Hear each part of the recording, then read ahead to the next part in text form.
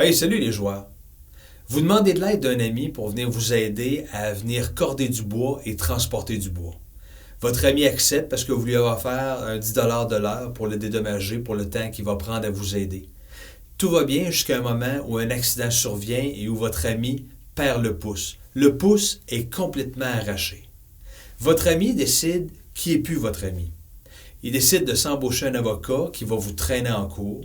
Et dans la procédure judiciaire, ce qui est allégué, c'est que vous étiez soumis à un haut degré de surveillance du chantier parce que, étant donné que vous lui avez offert un 10 de l'heure à votre ami, vous étiez un peu l'équivalent d'un employeur. Qu'est-ce que votre avocat va plaider? L'application du régime d'indemnisation publique, ce qu'on appelle souvent le régime d'indemnisation no fault.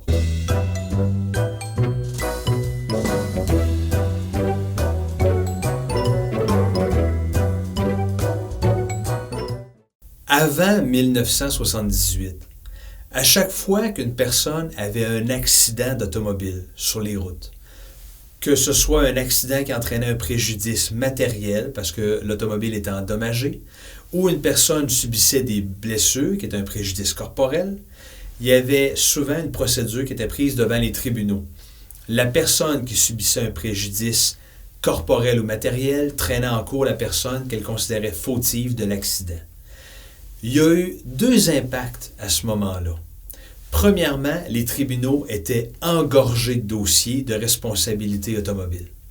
À un point tel qu'un vieil avocat m'a déjà expliqué qu'à cette époque-là, juste avec les causes de responsabilité automobile, les avocats faisaient une fortune à ce moment-là.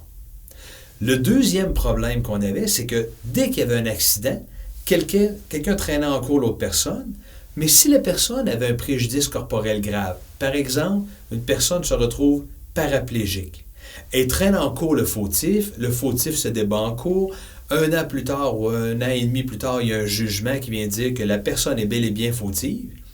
Si la personne fautive et qu'il y a un jugement qui le condamne à payer un montant n'est pas solvable ou décide de faire faillite, la personne qui avait un préjudice corporel, qui était par exemple paraplégique, se retrouvait à rester paraplégique de toute évidence, mais elle n'avait pas un sou qu'elle pouvait réclamer à l'autre personne. Ce qui fait qu'il y a plusieurs personnes comme ça, en raison des accidents d'automobile, qui restaient dans le besoin et dans beaucoup de problèmes. Alors, étant donné que le nombre d'accidents automobiles allait en grandissant au Québec, le gouvernement péquiste de René Lévesque a décidé en 1978 de mettre en place la loi sur l'assurance automobile. Souvent, on va l'appeler la loi Payette, parce que c'est la ministre Lise Payette de l'époque qui avait mis en vigueur cette loi-là. C'était son projet de loi. Quel est l'impact de la mise en vigueur de cette loi? Premièrement, ce qu'on dit, c'est que toute personne doit désormais avoir une assurance responsabilité. Ce qui fait en sorte que si j'ai un accident d'automobile, au lieu de traîner en cours le fautif pour les dommages matériels sur mon automobile, j'ai l'obligation de réclamer à mon propre assureur. Donc, on vient d'éviter que les gens se traînent en cours pour les dommages matériels.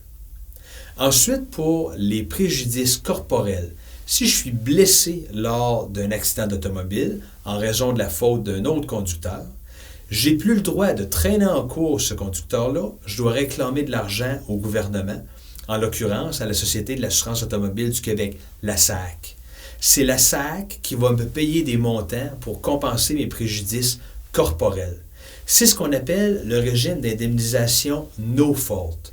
Que je sois fautif ou que l'autre personne soit fautive, si j'ai un préjudice corporel, le gouvernement va m'indemniser. Que l'autre personne soit solvable ou non a désormais plus d'importance, ce qui fait en sorte que toutes les personnes qui subissent un préjudice corporel ne sont pas laissées dans le trouble si l'autre personne est insolvable.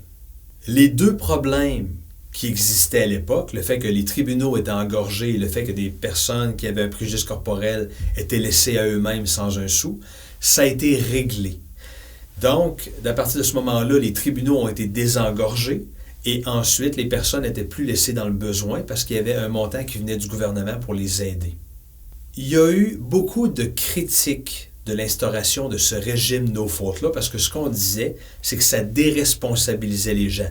Les gens pouvaient conduire un peu n'importe comment et c'était pas grave, on ne pouvait plus les traîner en cours s'ils étaient fautifs.